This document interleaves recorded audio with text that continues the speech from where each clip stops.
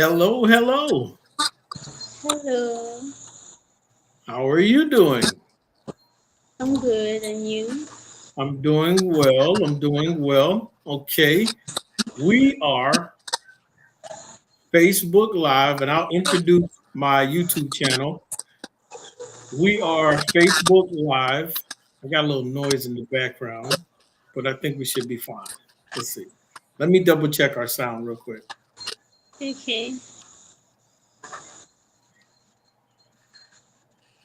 Okay, we're fine. We're fine.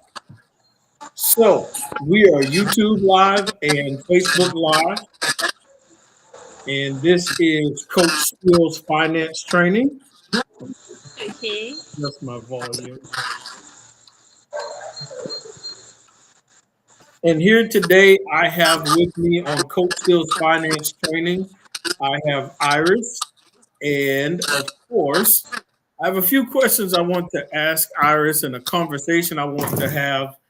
And we all know in Coach Skills Finance Training, we discuss financial literacy, we discuss the economy, we discuss real estate. There's a variety of different things that we have a conversation about. But the main thing is built on financial literacy. And the reason why I want to interview you today, Iris, is because I believe learning about financial literacy and the economy from other cultures, other countries, actually continents, in this case, will really be able to open up the eyes of other people. So I want to welcome you to Coach Skills Finance Training. And you are the first international guest on my YouTube channel. I'm so grateful. Thank you. You're welcome. And I've only interviewed my older sister on my YouTube channel. So you are actually the second person that I've ever interviewed on my YouTube channel as well. Okay. All right. So if anyone's tuning in, they can subscribe to my YouTube channel at Coach Steele Finance and tune in. And so I'm looking forward to this conversation. I think we're going to learn a whole lot. And honestly, Iris, we have conversations like this all the time. Yes. So this really won't be much. This won't really be new for us, but it'll probably be new for people who are not used to having conversations internationally. Yeah. Okay, so first of all, my first question is, What's your name? Okay, my full name is Ikundu Iris Mukabue. Okay. And why are you laughing? Because I'm happy to be here. Okay, okay. Well, I'm happy that you're here as well. And we were just on the phone, and I want everyone to know this. Like Iris is really doing this kind of impromptu. Last second, she was on the phone with me, and I basically said, "Hey, stop.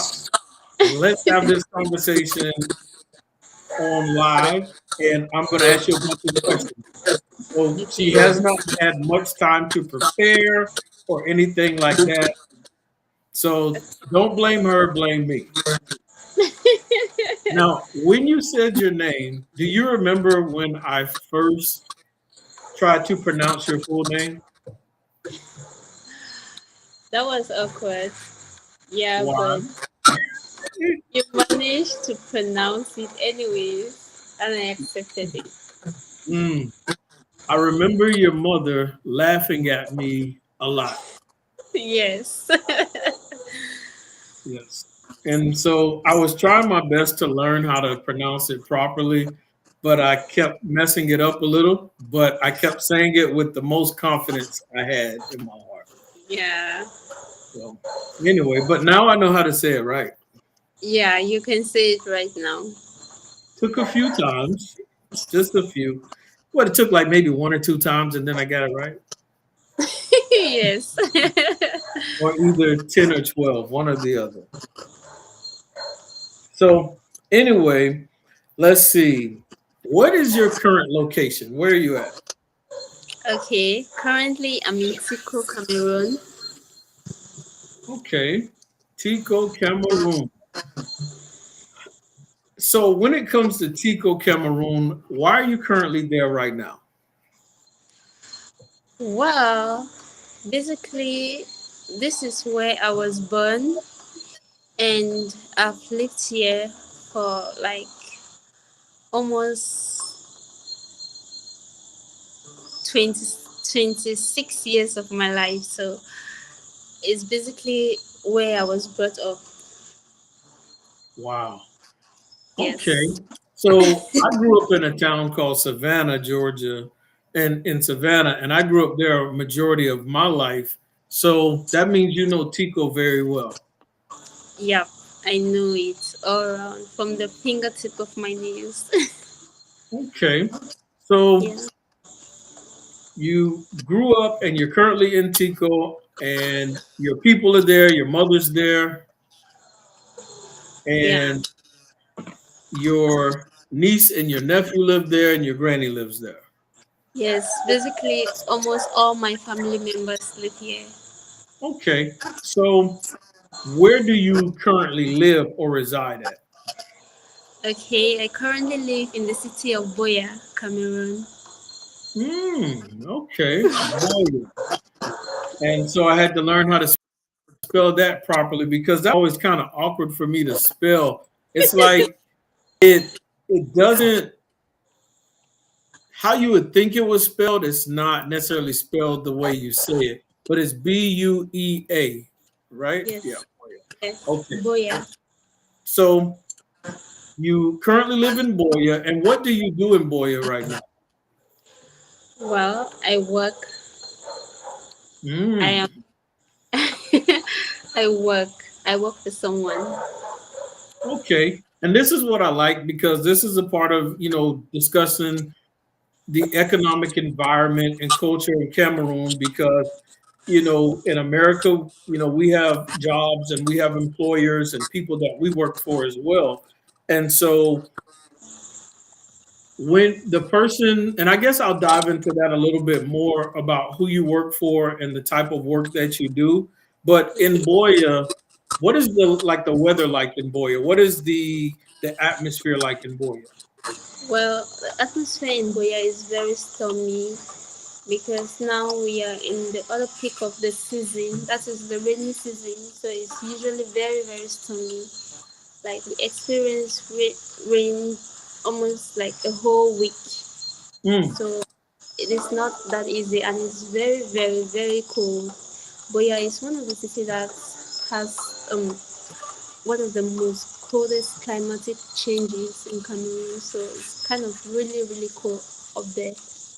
Okay. So with that cold environment, and it's interesting because in Tico, I guess it's like an hour away from Boya, maybe 45 minutes from Boya. Like 30 minutes. Okay, 30 minutes, but it's not as cold in Tico. Siko is very, very hot because Boya is in the mountains, while Siko is down the mountain. So Siko is a little bit hot and Boya is cool, very, very cool.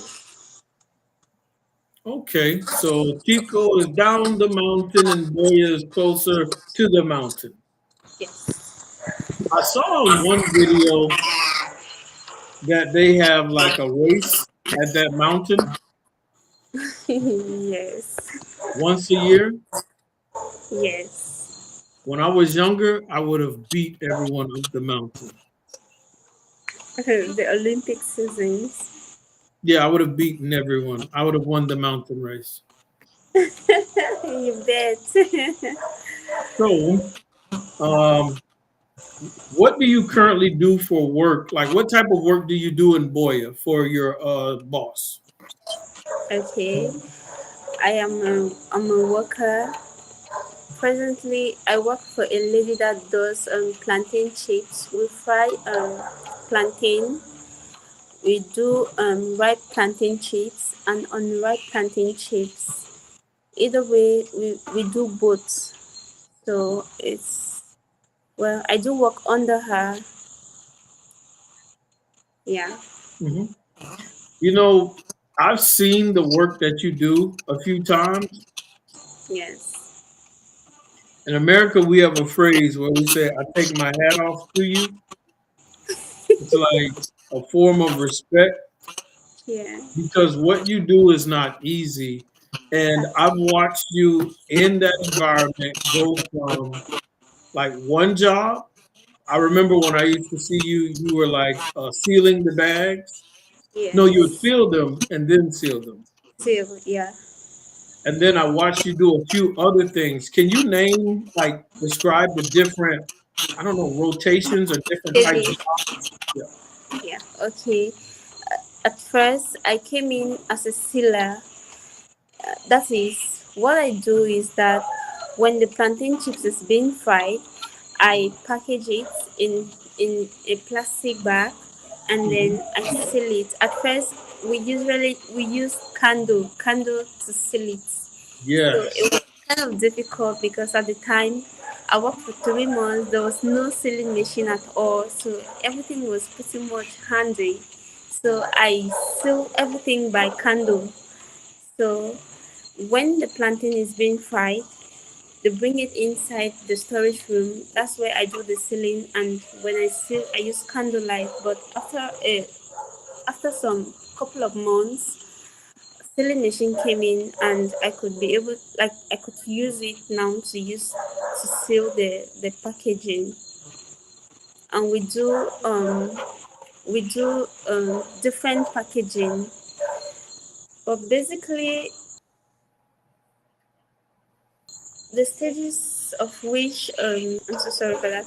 The stage of which this plantain chips is being produced.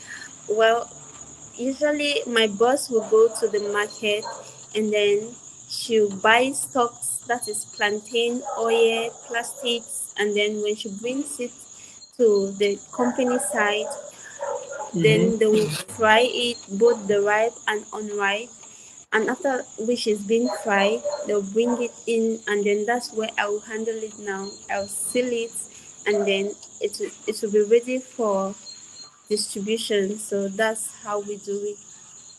So you have sealers, and then when it comes to sealing, and you're having to seal this plastic with a candle, did you ever burn yourself a little bit?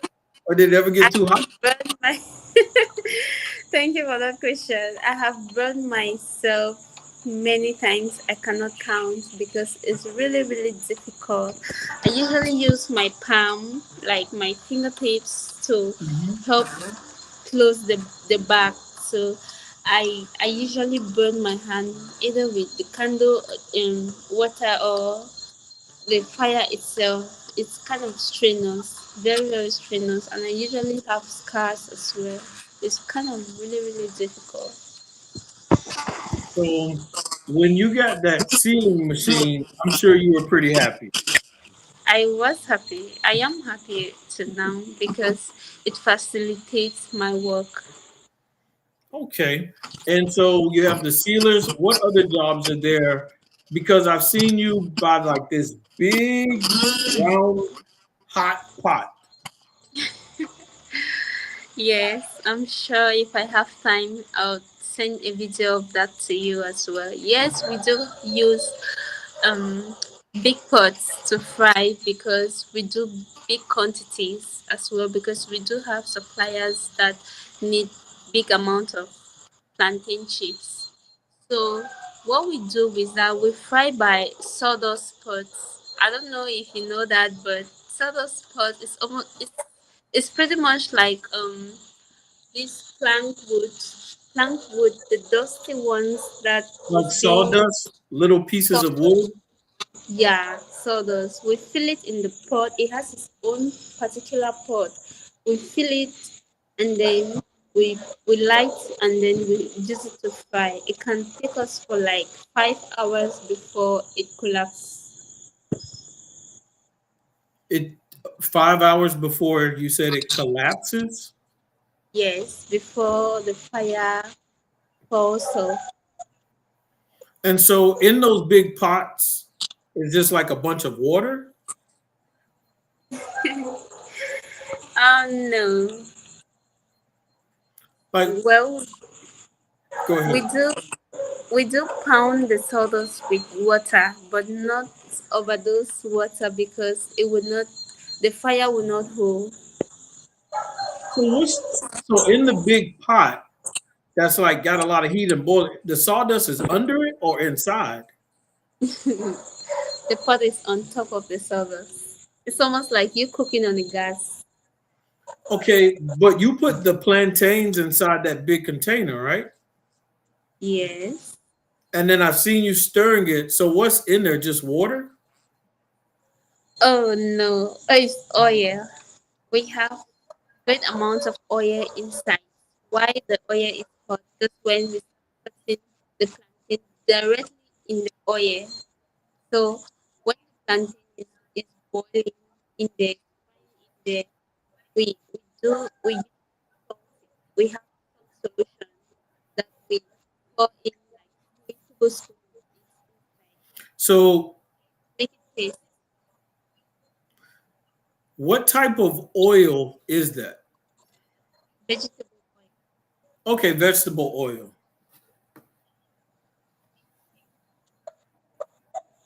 I know we had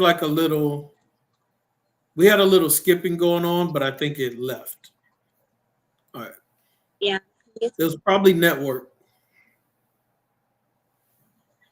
So can you still hear me? I hear you well. Okay, good, good, good.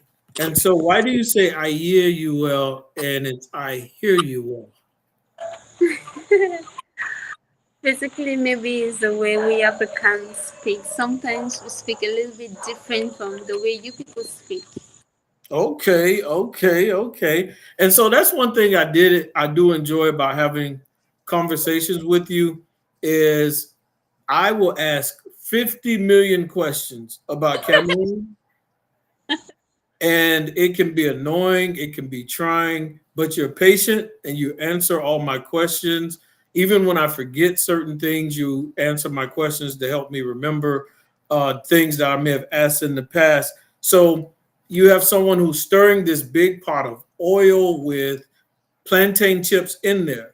But before the plantain gets in there, what do you have to do to the plantains before they get in the pot of oil?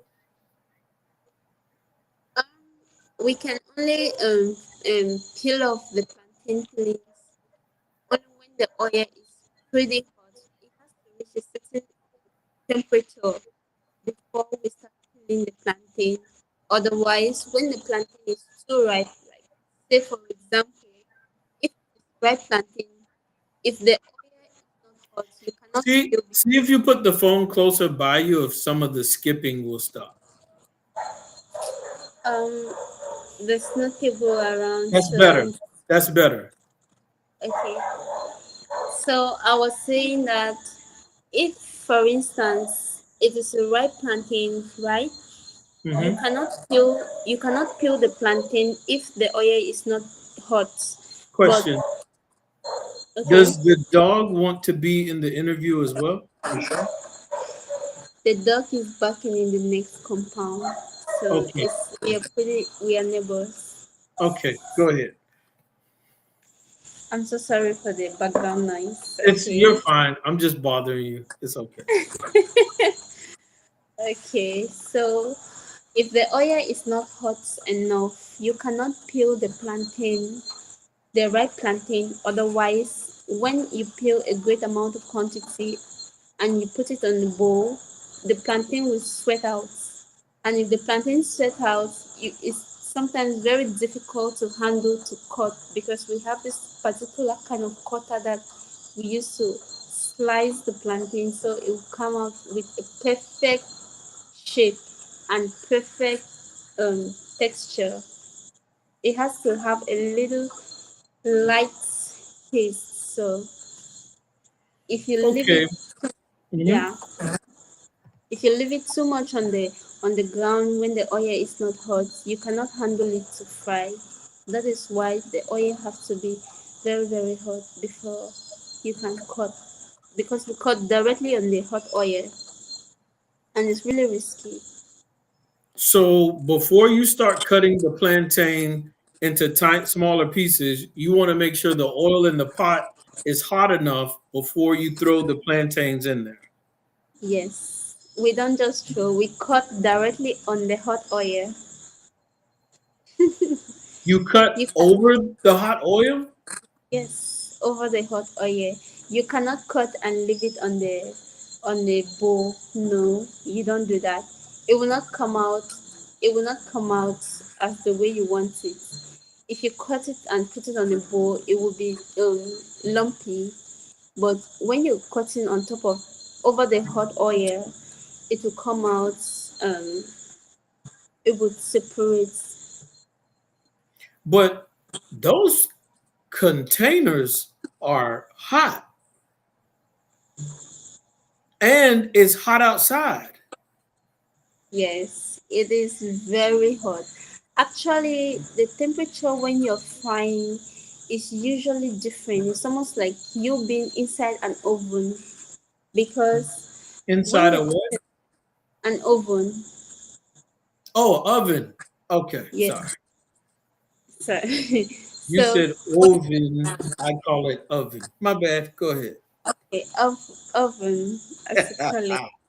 You understand me, anyways. So Understand? No. when when you're cutting over the hot oil, the temperature is really really different because at times when you're cutting and you're fast the oil skip. I can't count. I have numerous scars on my leg because of oil.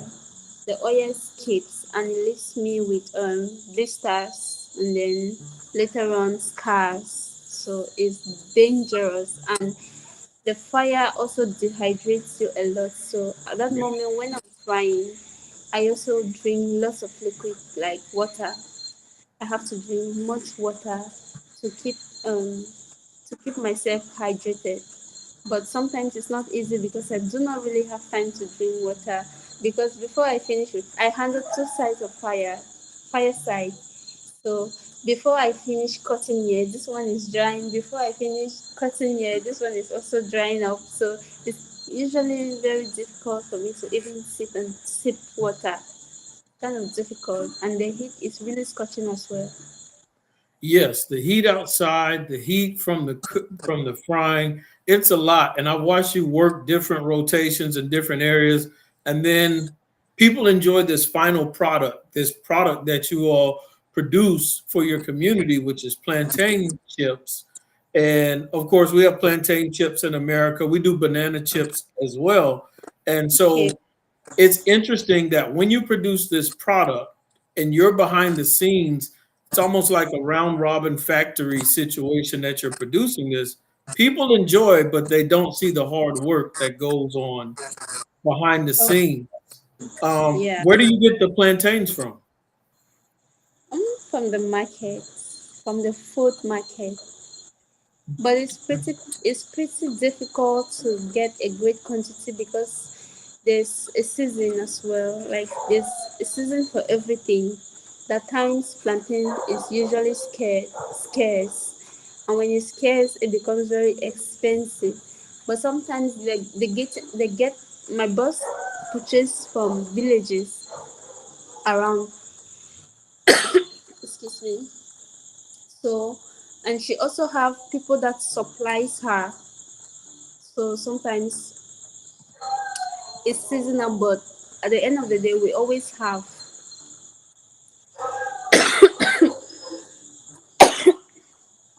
Excuse me. So it's like sometimes it can be scarce to be able to have access to certain product to be able to make more. And are you okay? You need to get some water? I'm fine.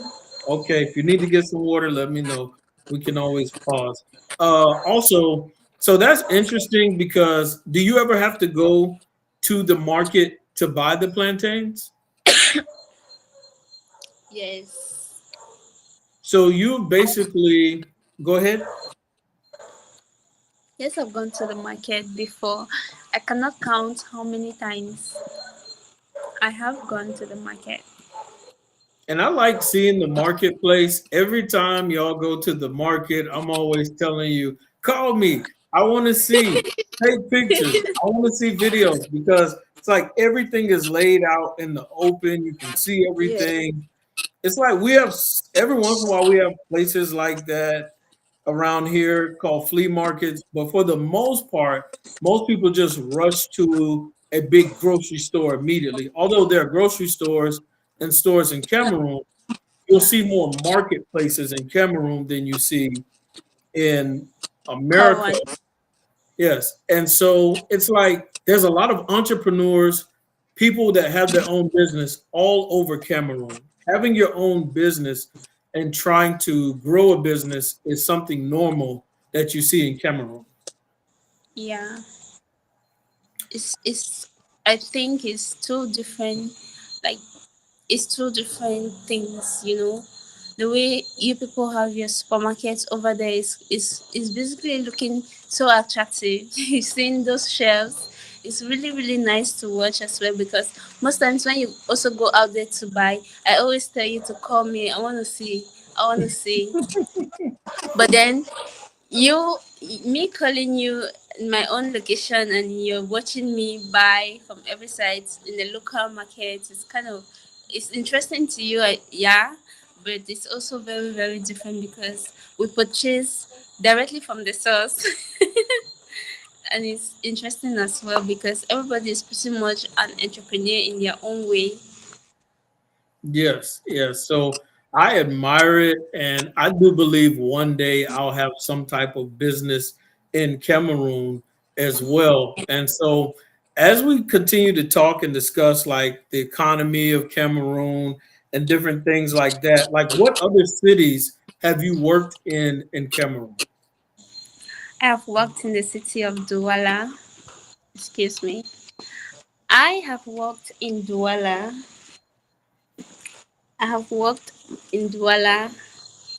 Douala is the economic capital of Cameroon and it's very, very big. It's a big city, one of the biggest city in Cameroon.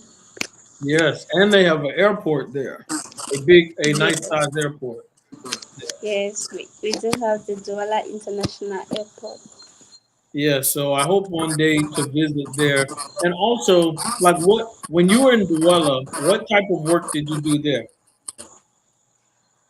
I have lived in Douala for almost 2 years and I have worked there as a nanny.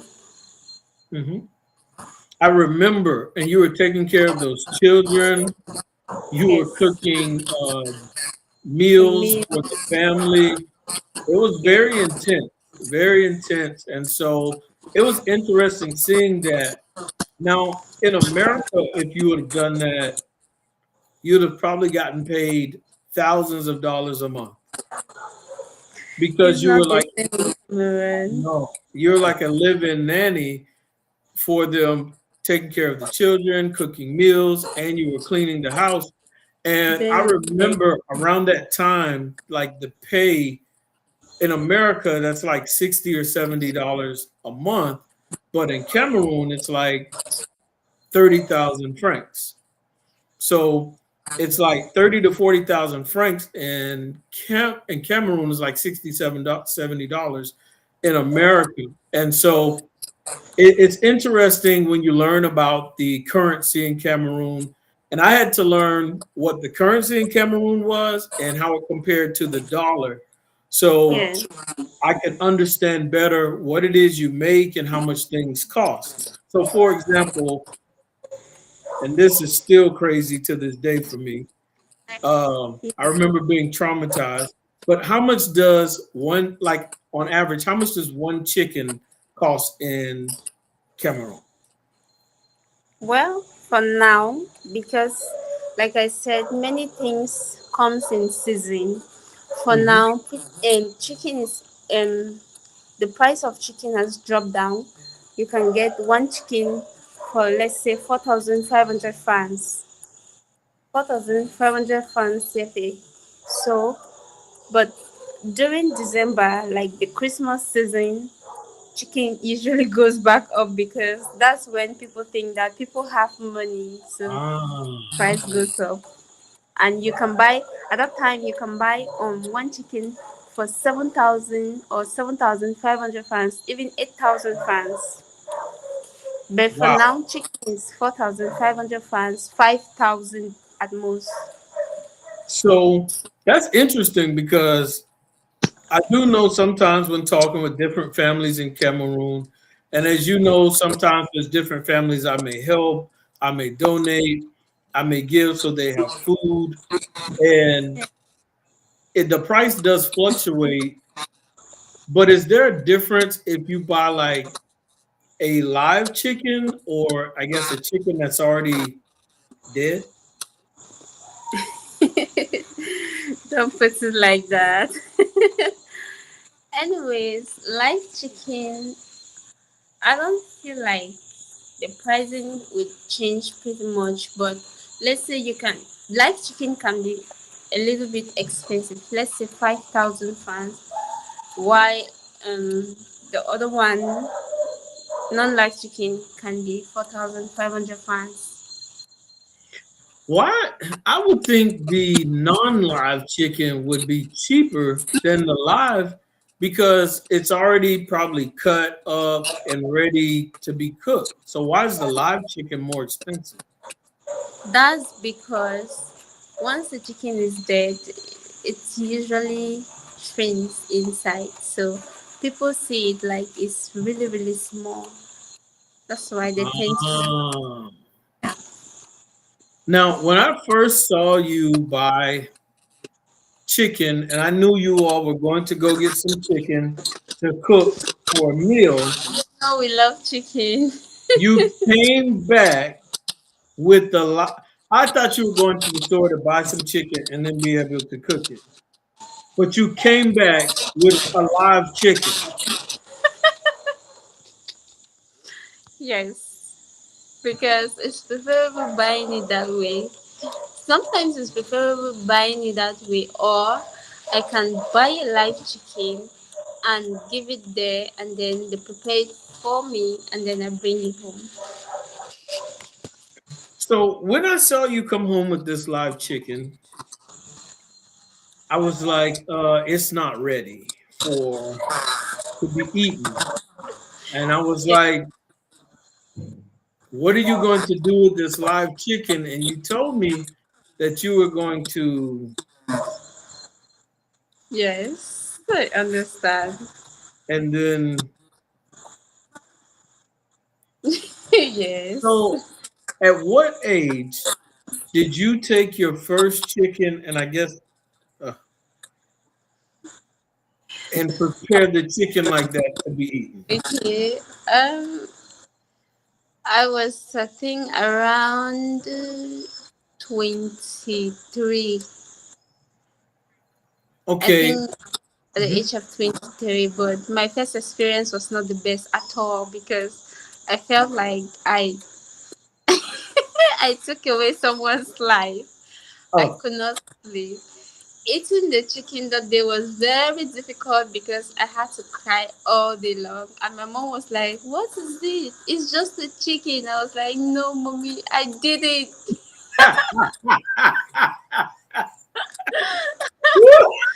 I could not eat that chicken. I ate it the next day. because you were Yeah. hungry. Yes, I was hungry then. Ah, so this is funny because when I first saw you do it, well, first talked to you about it, at that point it was normal for you. It was regular. You were telling me. So I didn't know No. about this. But when you first did it, ugh, you have to like what? Grab the, how do you do it? Grab the The, neck and turn it? the, Ugh. How long does it take? it takes about 2 to 3 minutes to. You Okay. understand? All right. Okay. So we're going to move on. I'm sorry. Um, But I'm not doing it anymore because I'm scared. When the thing starts shaking like that, I don't like to see it. okay. All right, I won't ask any more questions about that.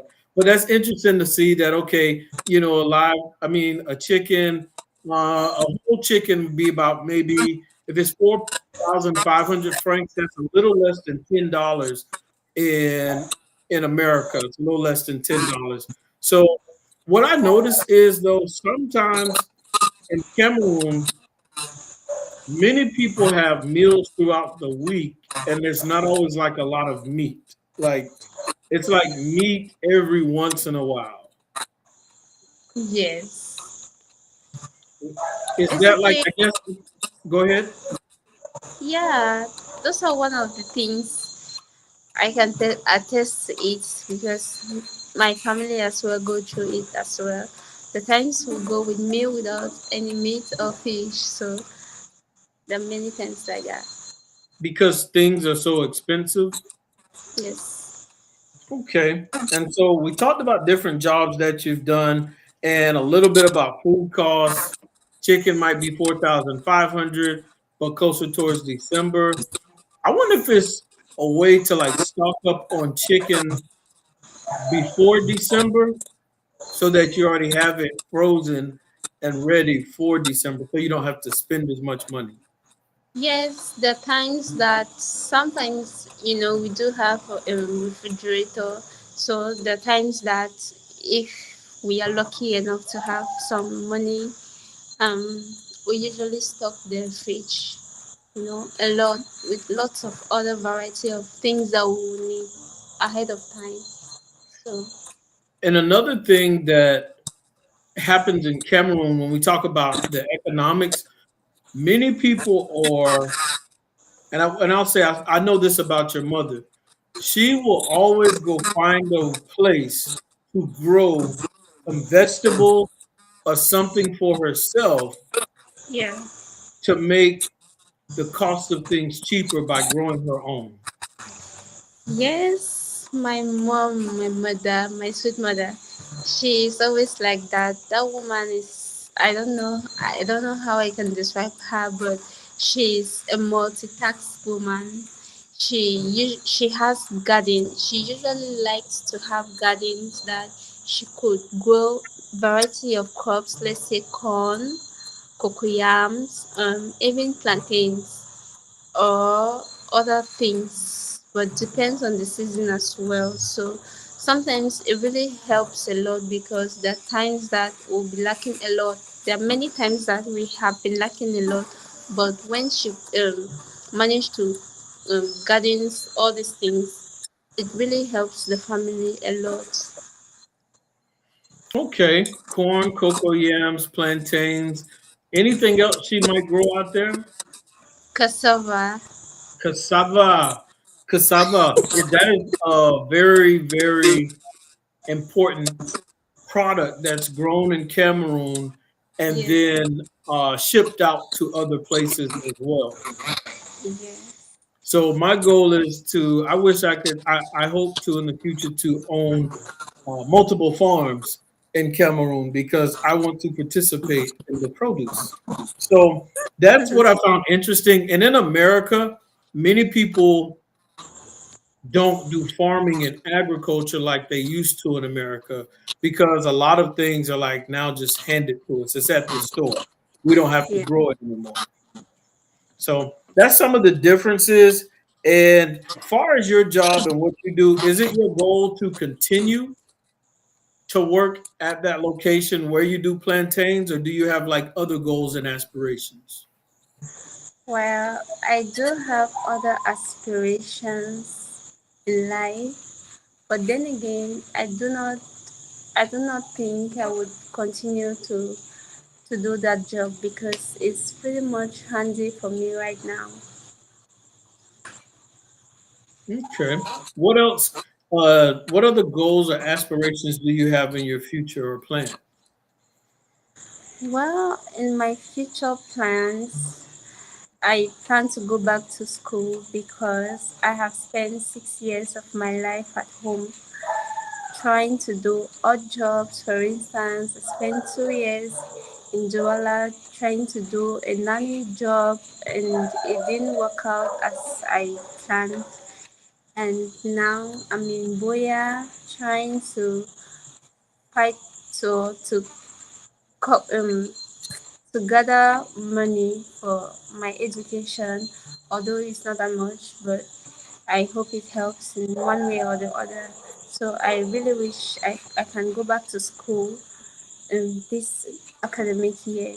And in future plans or future goals, I hope someday I'm able to have a restaurant of my own. Mhm. Maybe not in Cameroon or in Cameroon, wherever I am, or even to travel abroad. Those are the things that I dream of, so I can Okay. help my family. What is the name of the school you'll probably attend when you do go back to school? I would probably attend the University of Boya. Okay, University of It's Boya open. It's open. is open. Maros is open. Maros, we are in the middle of an interview.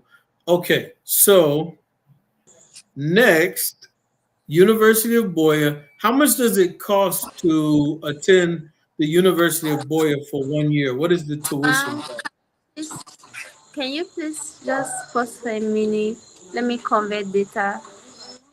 I hope it won't drop. I'll stay on and then you can come back. Like if you have to, if it does drop, I'll just stay on and then you jump back in and I'll let you in. Okay, okay. So everyone who is tuning in and listening at this time, I'm interviewing Iris from Cameroon. She's currently in Pico, Cameroon right now, and just interviewing her about the economy and different things about Cameroon. And of course, we have been discussing where she's at, the weather, how much things cost, some of her current jobs that she's worked, and what it's like in comparison working here in certain jobs, from being a nanny, from, one interesting thing working at, at that company, that job where she does the plantain work. What's interesting about that is, Iris, everything you described as far as the job with the plantains, it's like everything, like you're the somebody can be the owner of a company and they Mm-hmm. can know how to run the company, but you actually know how to now run that company. You know how to do everything from getting the products to producing the products to sealing up the final product to go out. You've done like every piece of it. So it's possible to eventually be able to run your own company. So when you say eventually you want to have your own restaurant, you're actually training yourself to be able to run a company because you're doing it now. Have you ever thought of that? Um, yes. Can you get me? Can you get Yes, I me? can get. Yes. Yes. To that, I feel like I know I have gained skills from that job because working with her, I am her oldest worker for now, and I'm able to manage the business since she have selected me as her manager. So I work as a manager for now, but then again I can run the business for her very well. So I can say maybe in future if I need to have my restaurant I can manage it well because I have the entrepreneurial skills that I need. Okay.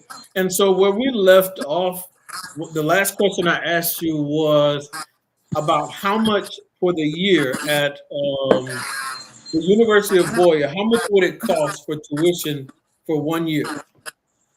Petition for 1 year. I have gathered information, though I have never been in university before, but I have gathered information.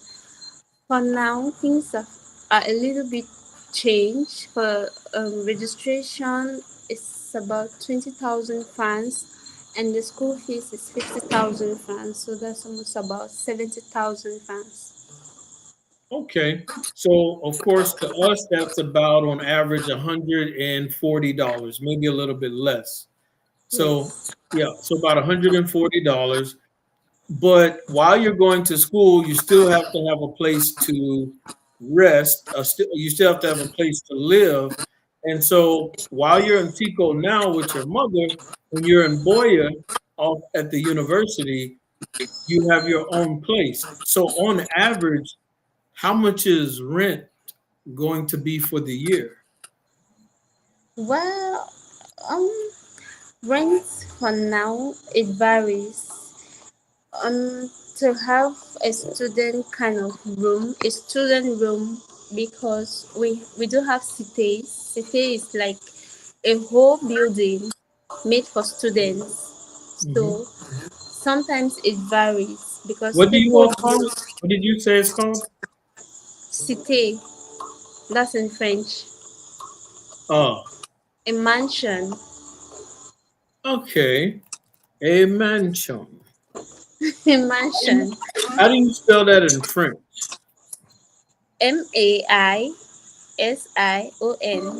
No, Mansion. but you no, when you said the other one, a Oh, cité. cité. CICE. Avec accent aigu. What? I mean, CI.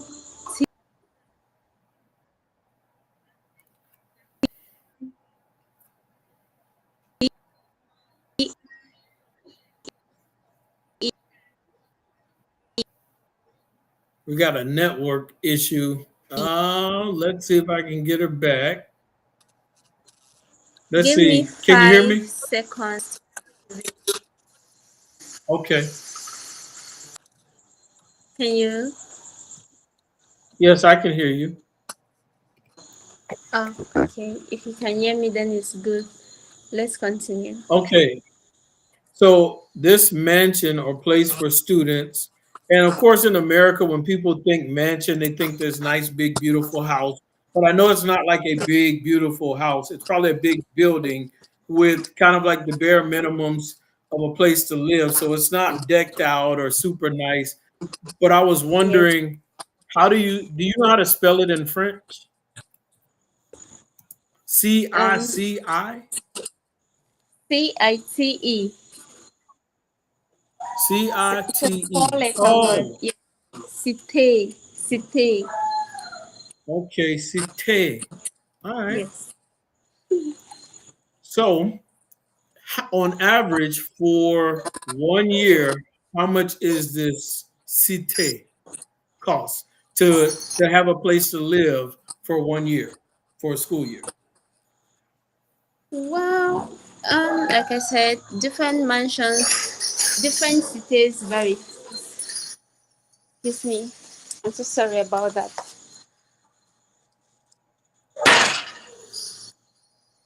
different cities varies, but it ranges from it ranges sometimes from two two 200, 280, 300, 350, 400, 450, 500, Okay. 550, So 600. the middle area would be like 350. Yes, for So people that can afford that. The minimal the minimal is 350. Yeah. so 350 would be very close to, like, in America, that's like $500. And what's interesting is, and one of the biggest disparities that I see from Cameroon culture to America is you can have a place to live for about a year for only $500. Now, Yeah. in America, woo, to live, to rent for 1 year is going to cost, like, at least on average, on the low end, about $12,000. So in Cameroon, $12,000, you're a multimillionaire. We may have lost, I'm not sure, guys, we may have lost Iris due to the network. We'll find out soon. If she does come back in the room, then we'll let her back in. But right now, I think the network is just off a little. So we'll see what happens. But it's interesting what she just said, and the fact that, you know, a place to stay for a college student for 1 year, about $500. And Please close this door. I can hear you. You can hear me? Yes, I can hear you. So I can hear you, but I can't see you, but it's fine. As long as I can hear you, we're good. Can you hear me? Okay.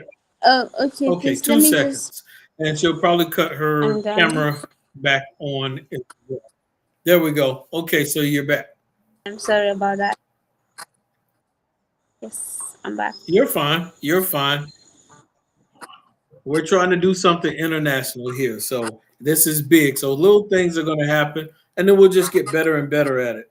And so you pay 500 to stay in a place for a year. We pay $12,000. But in America, $12,000 is like over $7 million in Cameroon. You're kidding. No, I'm serious. Like 12,000 for the year is like minimal because you have to pay at least about 1,000 a month. So 12 months, that's going to be at least 12,000. That's on the low end. So in Cameroon, someone could take that money and be a multi-millionaire. Of course, I can use that to buy like 5 plots of lands. Yes, exactly. So that's the interesting part about this, the different dynamics that in America, some people don't know that they can take their money from America and invest in Cameroon, and they can become very wealthy with the amount of money that they can make in Cameroon. So you can be struggling in America, but your money in Cameroon, you're a millionaire. So it all depends on where you live, whether you're struggling or whether you move and you become a millionaire. Yes. So also, I know that the hotel costs are different in Cameroon. They're much cheaper in Cameroon. You can get a hotel room for, like, how much it costs in Cameroon? Like 35, 40,000 francs? Yeah, you can get a hotel room for like 35 or 30,000 francs at least, ranging from 30, let's say 30 to 50,000 francs are the cheapest. Yes, and that's anywhere between 60 to $80. And hotel rooms here are a little more expensive than that. And you know what's interesting is, and I'm so happy that I do have you to help me. Of course, you know I've adopted your nephew, Perez, Yeah. Inzio, and of course, Perez is my son. And a few months ago, you took him to the beach and you all stayed in a hotel. And it was his first Yes. time getting to stay like in a hotel and be at a Yes. beach. And so Yes. I definitely appreciate you so much for facilitating that and allowing him to have that experience. It means a lot to me. Thank you too, because you made us have a good memory. Thank you so much. And in America, to be able to help someone have a good memory or good experience in Cameroon, it doesn't cost much at all. For us, it's much cheaper and not as expensive. So you can really change someone's life. So we have maybe about 500 for 500 for a place to stay, and then college tuition might be $140 in America, about 70K in Cameroon. That's like $640 in America. So anyway, even though you didn't get on here for that, what I'm going to tell, and I know you don't like to ask people for anything, what I'm going to say is anybody who's tuning in and you hear this and you understand what we're saying and what we're discussing, if you want to donate or give anything, please feel free to reach out to me and I'll make sure that Iris gets 100% of those donations. Anybody that chooses to tune in to help her with her goals with getting back in school, there's so many of us that to be able to come up with like $640, it should not be complicated. It should not be difficult. And so I'm going to replay this on my YouTube channel today and tomorrow to see how many people will be willing to reach out to donate and give. And if they do, as usual, I'll send it directly to Cameroon. 100% of that will go to Miss Iris. Thank you. And let's see. Another thing I wanted to ask you is, and it might be a little bit personal, so you don't have to answer. Like, what are your religious beliefs or like your spiritual beliefs? Like, I don't know how to ask this question. Yeah, what are your religious beliefs? Um, I am a Christian by faith, and I worship on the apostolic church, Cameroon. So God is my number one mentor in life. It's one person that I look for in everything before anything, and I trust in him the most. He's my father, he's my everything, he's my best friend. So I'm grateful. I'm grateful for life above every other thing. So I'm a strong believer as well. You know, my mom How is is, go ahead. What were you saying? my mom is a typical kind of woman that you will not stay home without going to church. So she Ah, makes sure she makes sure that all her children are going to church on Sundays. So very similar in America as well. Like, you're not going to sit at home. Mom is going to make you go to church as well. So that's, yeah, even though we're on different continents, that's one thing that is in common in America is your mom's going to wake you up and you got to go to church. you And must go to church. And, and of course, I know you've gone to church. We've had different conversations about Christianity over the years. And when I talked to your niece and nephew, Perez and Blessing, and I talked to them about the Bible, they know the Bible well. And Yes, so I can tell they go to church, they go and yes. learn. But how has your faith sustained you and kept you like, how has it helped you with your growth and success in life? That's a big question. Well,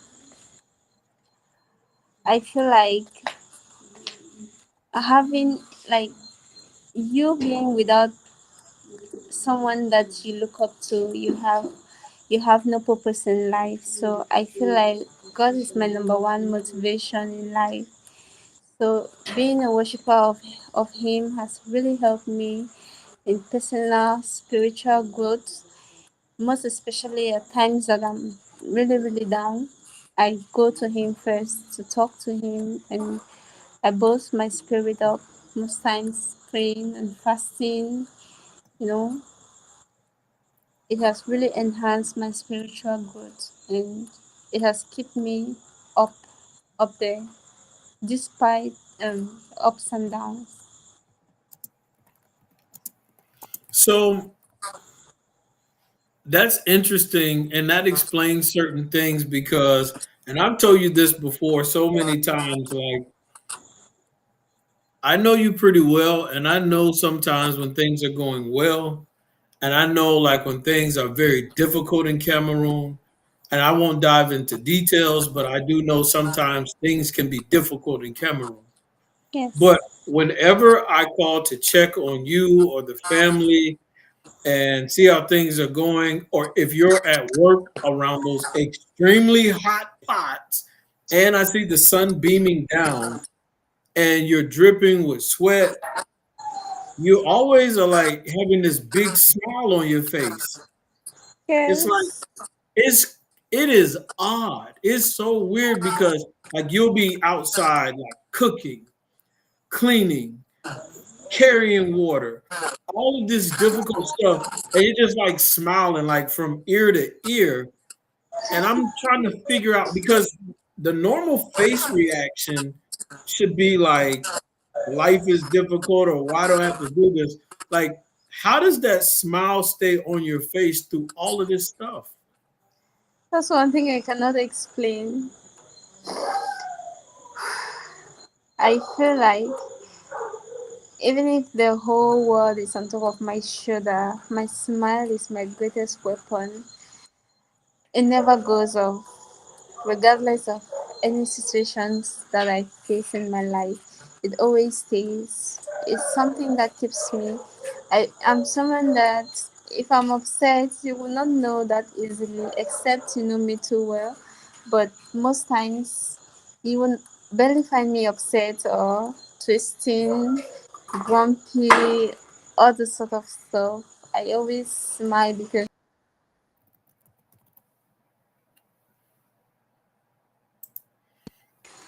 We may have it lost. gives Okay, it you, gives hope. you're back. My smile gives me hope. It elevates me. So, can you hear me? Yes, I can hear you. You Can you get know, me? yes, I can hear you. I can hear you. I can hear you. Okay. So what's I interesting think is, can you hear the me? video is mute. I cannot Oh, hear you. okay. So you can't hear me. Let's see. I What can we? can't get you. I'm sorry. Okay. So I, I can hear you. Check on your check on your volume. I don't know what's happening. I can hear you. Good. You can hear me, Yes. but I can't hear You you. can hear me. Correct. It's you. But anyway, I know she can't hear me, y'all, and so I may have to end it. But we can hear her. But I what I'll cannot say hear is, anything. it's okay. Hold on. Hold on. So anyway, guys, I will. She can't hear me, so I'll probably have to end the interview, and we'll probably do a part two another day. Um, But I think she's still trying to see if she can fix it. Let's see if it works now.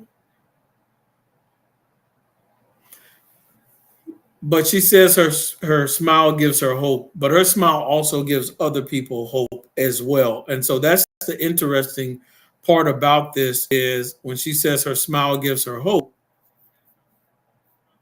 her smile also gives other people hope because I've seen her around other people and children, and she comes with that bubbly personality, and it is infectious and it helps other people through their day as well.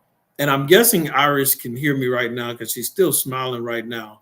You can hear me? Give me a thumbs up. Okay, yeah, she can still hear me, but we can't hear her. I'm not sure if it's the network or if it's I don't think she's on mute. I think it's just the network right now being difficult. And I don't know. I wonder if you disconnect and try to jump back in, if it'll fix. We can try that. Iris, you want to try to jump out and then jump back in, and then we'll close it out. Okay. See if you can go out and come back in.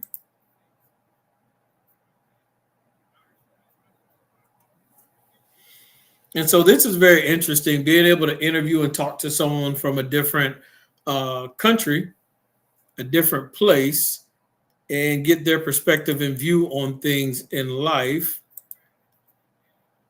And I don't think we're still not able to hear her. So it might be the network. I'm not quite sure. But either way, great interview. And we got through a majority of everything we wanted to talk about.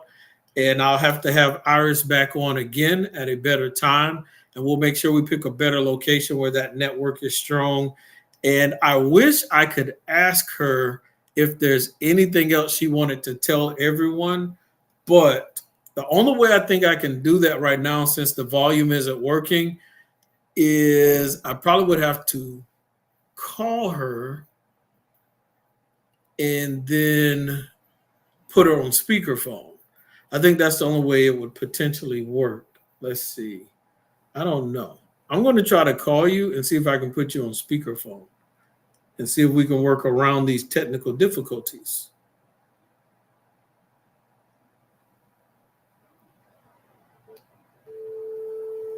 Let's see what happens.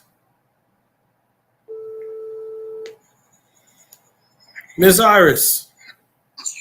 Hello. Okay, I think everyone can still hear you. I'm going to do a sound check and I'll let you close us out.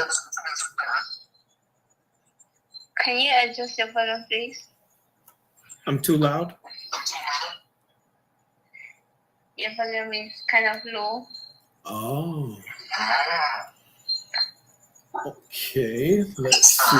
Let me see how it's picking up on the other platforms.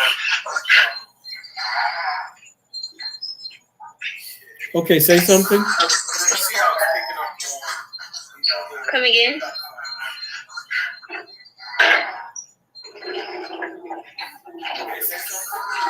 Let's see. We just see. Come again? Boom. We just see. Okay, so we're good. So as we close out, I definitely appreciate you being my, let's see, second interview ever. I get you. I get you. And let's see if I can put your picture up here. So I'm putting your picture up to the camera so people can see you, Iris. So is there anything that you want to say? I'll give you like a few minutes for you to speak to everybody and close it out. Come again? I'm giving you a few minutes to speak to everyone and say goodbye.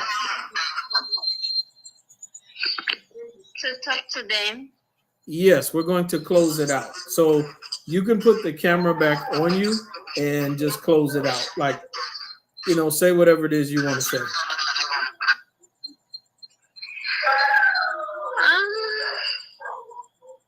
Um, I didn't get your question quite clear because there's a noise going on here. So I would like to get that one more time. Okay. I was saying that I appreciate you doing the interview and sharing your culture and what you do in Cameroon with us. And I was asking, is there anything you want to say to everyone before we close out the interview? Well, I do not have much to say. Listen, wait. I do not have much to say, but I just have to encourage everyone, no matter where you are, of what you're doing. Always be humble and do your best at whatever that you do, and always pray to God because He's the author of our lives. And I wish you the best in life in everything that you do. And also, don't forget to smile because someone might just be drawing admiration from what you do. You might just be encouraging someone unknowingly in what you do. So that's one of my biggest goals. And don't forget to always be kind to one another, always encourage one another, share with one another, love one another, and always keep that smile going on in your life. That's all I have to say to everyone. Okay, okay. Trying to be a poet. So I definitely appreciate the kind words, and we'll have to do this interview again. Like I told everyone before, this was like a last minute. I put Iris on the spot because I wanted to share information about Cameroon, and we'll have to do Yes. this again. And I appreciate you being on Coach Steele's finance training. And of course, anyone who wants to watch this interview over again, or let's say you were late to the interview, get back on YouTube and you can watch it all over again at the different things that we discussed on today. So I appreciate you for coming on, Iris. This is Coach Steele's Finance Training. Subscribe on YouTube, Coach Steele Finance, and we are out. Thank you and have a blessed day.